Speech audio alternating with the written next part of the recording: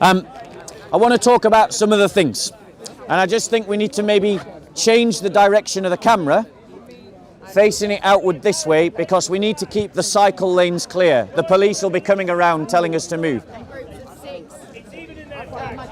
So we've got to keep the cycle lanes clear, guys, or the police come around and tell us to move. I'm just letting you know. Yeah. If you stand that side, you stand. Yeah. So let me just grab this camera and put it here.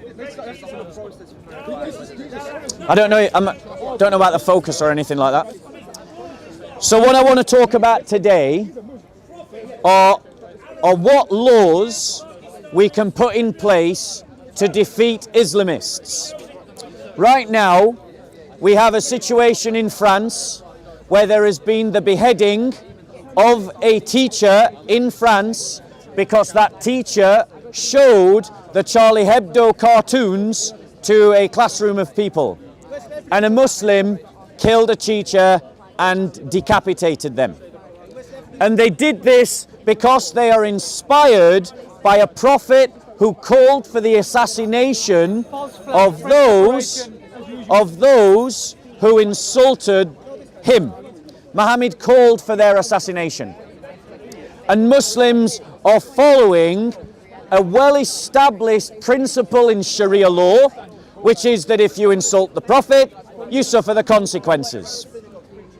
One of the terrorists that recently attacked because of the Charlie Hebdo reprints connected to the trial of the original Charlie Hebdo attacks a few years ago, his father said, "I would gladly sacrifice all my sons for the honor of the Prophet." And our liberal governments are incapable and unwilling to tackle the Islamist problem. And they are unwilling and unable to tackle the Islamist problem because of their liberal ideology. Their liberal ideology confuses religious identity with ethnic identity. And so they equate criticizing Islam or standing up to Islamization or standing up to Islamic principles or beliefs as some kind of prejudice equivalent to racism. Now, I want to put it on the record that I am against all forms of racism. I am against those that use racist language in a pejorative sense to anyone. I've heard Christians in the park confuse Islamists with everyday Muslims. And there are many on the right wing of politics who make the same error. Muslims sit across a spectrum. There are those that are Muslim in name only. There are those that are only culturally Muslim. There are those who are liberally Muslim. There are those who are conservatively Muslim. There are those who are traditionally Muslim. And then there are those who are radically Muslim. Those who are radically Muslim are the ones who take their faith the most serious. They are the ones that seek to imitate their prophet in the closest way. The very word radical means to go to the root, to return to first principles. And our liberal state, because of a weak liberal ideology, is powerless to stand up against this Islamist ideology.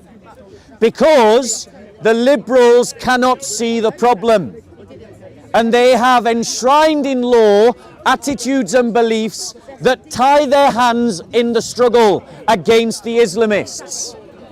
So the first thing that we need to do in the West to stop the death of 1,000 cuts that our civilization is undergoing right now is to cut ourselves off from liberal ideology and to rediscover a matrix and a paradigm of being Western, of being European, that is connected to Christianity, that is connected to a muscular Christian faith.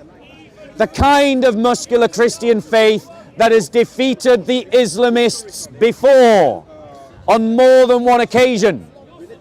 And from that paradigm, from that matrix of being human, from that way of following Jesus, we can then begin to introduce new kinds of laws that can deal with the Islamists more effectively than the liberals who have allowed those Islamists to spread their poison in our society and has led to the deaths of thousands of people across America, Australia, New Zealand, England, France, Spain, Germany. There is a reason why Poland and Serbia and Ukraine don't have a problem with Islamists. It's because they don't have big Muslim populations. So we need to introduce laws that effectively tackle the source of the problem. Because the Muslim community, though largely innocent of the crimes of the Islamist, serve as the lake and the river through which the Islamists swim through. Bro, can you take your conversation? So, guys, what we need to do is we need to wash our hands of liberal weakness, embrace with a pride and a confidence and a solidity of soul a Christian identity and a Christian culture, and then produce laws accordingly. So let me give you some laws that we could introduce to tackle the Islamist problem across Western Europe. Firstly, reintroduce the law of banishment, to expel someone from the realm, to kick someone out of the country, to de-citizenize those who are Islamists. Take away the passport of Anjem Choudhury and make him a person non grata in the UK, a person unwelcome in the UK. And do the same with all of his little group and all of his followers. Take away their citizenship, remove them from the idea of being Britain, cast them out of the country with no right of return. Yes, that breaks international law, but who cares? The institutions upholding international law are themselves morally bankrupt. So let's just tear up the treaty that says that we can't de-citizenize Anjem Choudhury and his ilk. The second law that we need to introduce. One second. Bloodfire, could you take this conversation that way? Please, could you? Thank you. So the second law that we need to introduce is the law of the outlaw. The law of the outlaw. What is an outlaw? An outlaw, when we think of it culturally, as a cowboy. They were never outlaws. An outlaw is when someone is declared to be outside of the protection of the law. That their life becomes forfeit, their property becomes forfeit. Everything they own becomes forfeit, up for grabs. Anyone can do anything to them that they like with no consequence. We should introduce the concept of the outlaw back into European civilization and declare the Islamists, Anjem Choudhury and his ilk, to be outlaws, which means that you can do anything to them and the police and the courts won't touch you. With those two laws, the British people, the French people, the Spanish people and the German people will deal with the Islamists within 5 years. That's what we'll do. We need to get tough with the Islamists because the liberals can't get tough with Islamists.